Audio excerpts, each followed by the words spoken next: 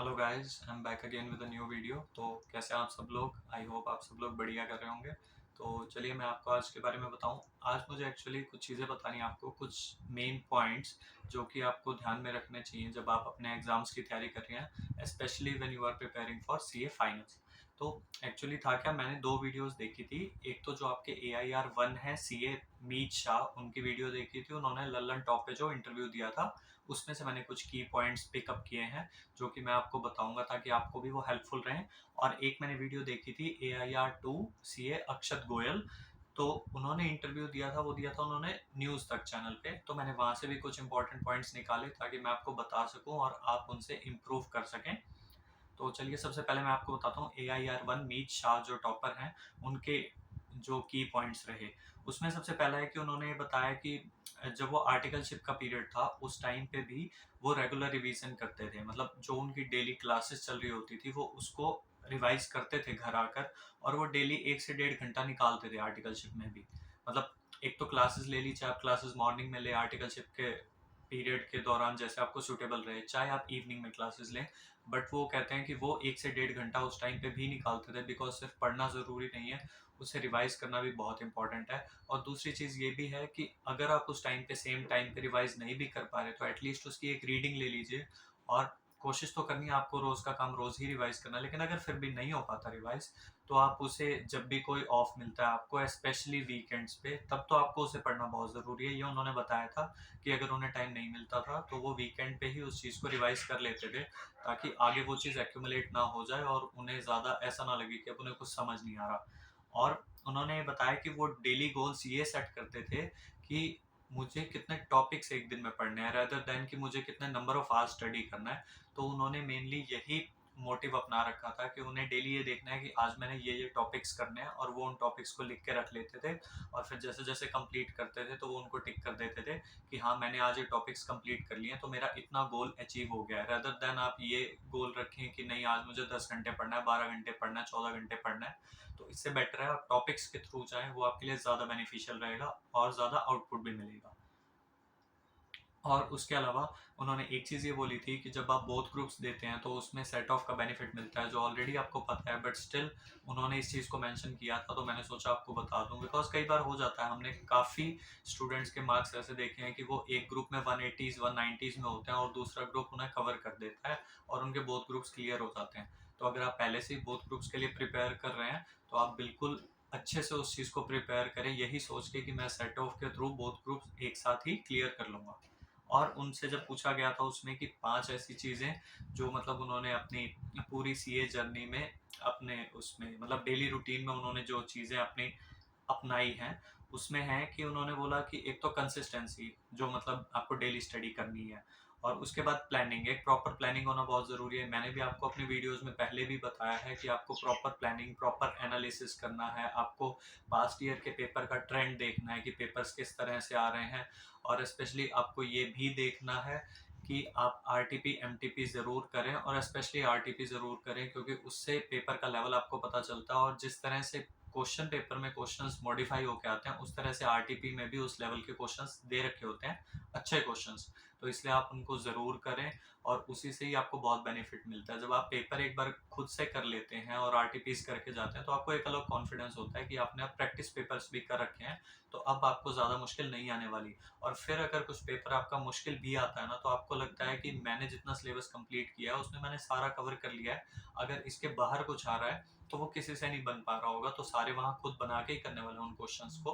तो इसलिए आप RTPs MTPs, और हाँ उन्होंने ये चीज़ भी बोली कि आप ICI का मटेरियल ही मेनली रेफर करें, और जो कि मैंने आपको भी अपनी वीडियोस में बताया, स्पेशली सीए फाइनल के लिए। और आई थिंक उससे पहले भी आप सीए इंटर में भी हैं तो भी आपको जो ICI का मटेरियल है वो ही फर्स्ट प्रायोरिटी पे रखना पड़ता है। किसी ना किसी सब्जेक्ट में ऐसा हो जाता है कि आप ICI मैथ से ना पढ़ें, लेकिन मोस्ट ऑफ द सब्जेक्ट्स में आपको ICI मटेरियल करना ही पड़ता है, बिकॉज उसमें से जो क्वेश्चंस डायरेक्ट आते हैं वो और कहीं से नहीं आ सकते।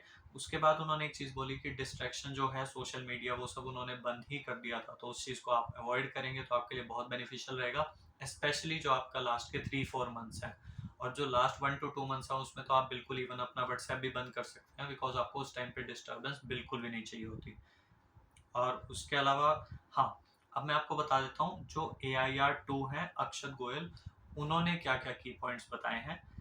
तो अक्षत गोयल ने ये बताया कि आप प्रॉपर प्लानिंग करके चलें कि आपको पेपर लिखना कैसे है। जैसे अगर आपका अटेम्प्ट लग रहा है मान लीजिए, तो आपको ये देखना पड़ेगा आप किसी टीचर से सेल्फ मतलब एनालिसिस करवाएं, उनसे पर्सनली जाके पेपर चेक करवाएं कि आप कहाँ पे गलतियां कर रहे हैं, कहाँ पे आप लैग कर रहे हैं, आपकी प्रेजेंटेशन में क्या प्रॉब्लम आ रही है, कि आपकी ग्रामर में कुछ ज़्यादा ही मिस्टेक्स हो रही हैं, या फिर इस तरह से है कि आप जो पढ़ के जा रहे हैं आप उसके सिर्फ पॉइंट्स ही लिख के आ रहे हैं, अंदर का आप अच्छे से एक्सप्लेन नहीं कर पा रहे, या फिर आपके प्रेजेंटेशन में लैग है, लाइक आप पॉइंट्स की चीज़ को अगर आप पैराग्राफ्स में लिख रहे हैं तो वो चीज़ भी इंपॉर्टेंट है ध्यान रखना, बिकॉज इन चीज़ों के कहीं ना कहीं थ्योरी सब्जेक्ट्स में बहुत मैटर करता है। और इसके बाद उन्होंने बताया AIR 2 अक्षत गोयल जो हैं, उन्होंने ये बताया कि वो इफेक्टिवली 8 से 10 घंटे की ही स्टडी करते थे, और आई थिंक इतनी ही हो पाती है। अगर आप वही 14-15 घंटे आप पढ़ने बैठोगे तो आप आधा टाइम तो बस बुक्स लेके बैठे रहोगे, आपकी कंसंट्रेशन नहीं बनेगी।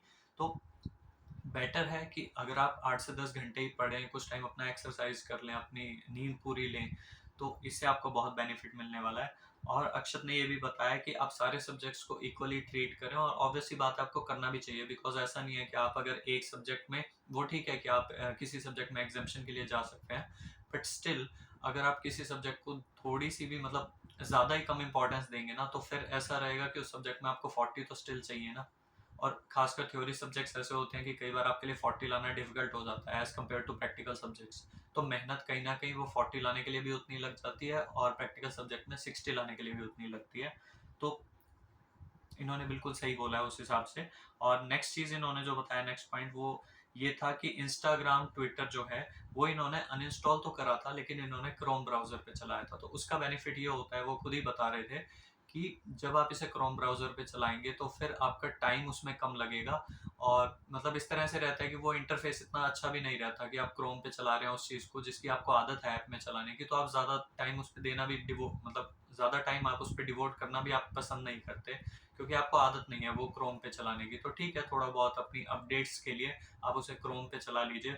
और मैं ये ज़रूर बोलूँगा कि ट्विटर को तो आप खुद ही अनइंस्टॉल ही रखें, स्पेशली जब एग्ज़ाम्स पास आ रहे हो, क्योंकि बहुत बार ऐसा होता है, ऐसे ट्रेंड्स चले हैं कि एग्ज़ाम पोस्टपोन करवाओ और इस तरह से, लेकिन अल्टीमेटली होता क्या है कि ICAI एग्ज़ाम लेता ही है। तो आप इन चीज़ों से जितना दूर रहेंगे उतना आपके लिए बेनिफिशियल रहेगा। उसके बाद उन्होंने बताया कि सेल्फ स्टडी मोस्ट इम्पॉर्टेंट है। तो ये चीज़ तो ऑब्वियसली है, बिकॉज टीचर्स अब क्या करते हैं कि वो या तो आपको, अगर फुल बैच आप नहीं लेना पसंद करते, जैसे आप 3 मंथ्स का फुल बैच नहीं लेते हैं, तो वो क्या करते हैं, वो आपको फास्ट ट्रैक बैच दे देते हैं कि 100 घंटे 150 घंटे का, मतलब वो एक तरह से आप लगा लीजिए ऑन एन एवरेज 1 महीने में कंप्लीट हो जाएगा। तो वो आपको फास्ट ट्रैक बैच देते हैं, बट अल्टीमेटली आपने भी देखा है कि अगर आप रिवीजन वीडियो से भी कंप्लीट करते हैं उस चीज़ को, तो आपका 20 से 30 घंटे ऑन एन एवरेज एक सब्जेक्ट पे होता है, नहीं तो 40 घंटे, मैक्स टू मैक्स 40 से 45 घंटे, इससे ऊपर कोई सब्जेक्ट नहीं लेता। और जनरली तो 20 से 30 घंटे में हर सब्जेक्ट की रिवीजन कवर हो जाती है, और उसके बाद अल्टीमेटली आपको क्वेश्चन बैंक से क्वेश्चन करने हैं। तो क्वेश्चंस भी आपको खुद ही करने पड़ते हैं, मतलब सारी मेहनत तो आपको खुद ही करनी है। तो फिर आपको फुल बैचेस लेने की ज़रूरत भी नहीं होती। आप रिवीजन वीडियो से रिवीजन करें, और उसके बाद आप वही, अल्टीमेटली यही आ गया कि आपको सेल्फ स्टडी करनी है, क्योंकि आपको फिर क्वेश्चन बैंक से क्वेश्चन भी खुद करने हैं, और जो चीज़ टीचर ने एक बार आपको बता दी वो बाद में आपको खुद ही बैठ के पढ़ना है और उसे समझना है साथ में। जस्ट आपको एक गाइडेंस चाहिए होता है। तो गाइडेंस के लिए आप मोस्टली, अब तो यूट्यूब पे सब अवेलेबल है, स्पेशली लॉकडाउन के बाद तो ऐसा हुआ कि आपको कोई बैचेस लेने की भी ज़्यादा ज़रूरत नहीं पड़ती, बिकॉज सारी चीज़ें यूट्यूब पे अवेलेबल है। टीचर्स ने जो रिवीजन वीडियो डाली है वो उसी चीज़ को ही अपने मेन बैचेस में और अपने फास्ट ट्रैक बैचेस में थोड़ा सा एक्सपेंड करके बताते हैं, कोई ज़्यादा डिफरेंस नहीं रहता। और इवन क्वेश्चन बैंक से क्वेश्चन भी कोई एक दो, इस तरह से 2-4 क्वेश्चन करवा देते हैं कि हर चैप्टर में से। तो मतलब अल्टीमेटली यही है कि आप जितना सेल्फ स्टडी करेंगे आपके लिए उतना बेटर रहेगा। और उसके बाद यही बताया उन्होंने कि इंस्टीट्यूट का स्टडी मैट सबसे ज़्यादा इम्पोर्टेंट है, ये उन्होंने भी बोला, और ये AIR 1 ने भी बताया था। उसके बाद उन्होंने ये बताया कि पेपर जो है आप अपना सॉरी, पेपर जो है आप अपना उसे पूरा अटेम्प्ट करें। लाइक आप जो अपना पेपर अटेम्प्ट करके आते हैं, आप कोशिश करें कि आप ऑलमोस्ट 100 मार्क्स का कंप्लीट उसे अटेम्प्ट करके आएँ, और ये बहुत ज़रूरी है, क्योंकि होता क्या है कि अगर आप पेपर कम अटेम्प्ट करके आते हैं तो ऑब्वियसली उसमें से आपके मार्क्स ऑब्टेन करने का जो चांसेस होते हैं वो और भी कम हो जाते हैं। तो जितना ज़्यादा आप पेपर अटेम्प्ट करेंगे आपके मार्क्स उतने ही ज़्यादा आएंगे।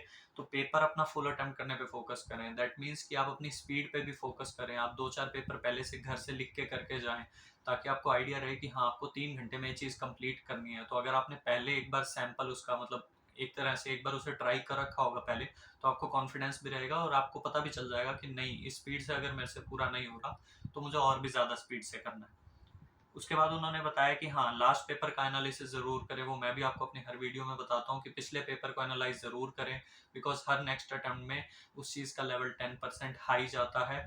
तो आप इन चीज़ों का बिल्कुल ध्यान रखें। और लास्ट चीज़ उन्होंने बताई थी जो उनसे पूछी गई थी कि आपकी मोटिवेशन क्या थी, तो उन्होंने बताया कि मेरी मोटिवेशन, मेरा टारगेट ही था कि मुझे सीए बनना है। तो ये आपके AIR-1 और AIR-2 ने जो एक-एक चैनल पे, न्यूज़ चैनल्स पे इंटरव्यू दिए थे, तो उसके रिगार्डिंग जो भी मुझे इंपॉर्टेंट पॉइंट्स लगे, मैंने सोचा इन चीज़ों को आपको बता दूं। बिकॉज होता क्या है कि हम अगर डेली वीडियोस डालते हैं तो उससे ये रहता है कि कहीं ना कहीं कोई भी चीज़ आप सुनते हैं तो आपको क्लिक कर जाती है। कभी भी कोई भी चीज़ आपको अच्छी लगे, आप नोट डाउन कर लो और आप उन चीज़ों को अप्लाई करके देखें, आपको खुद ही उन चीज़ों का बेनिफिट पता चल जाएगा। इसलिए मैंने इनकी वीडियोज़ में से की पॉइंट्स निकाल के आपको बताए हैं। और आपको अगर वीडियो बेनिफिशियल लगी हो तो प्लीज़ इस वीडियो को लाइक करना, अपने फ्रेंड्स के साथ शेयर भी करें और मेरे चैनल को सब्सक्राइब भी ज़रूर करें। Thank you so much.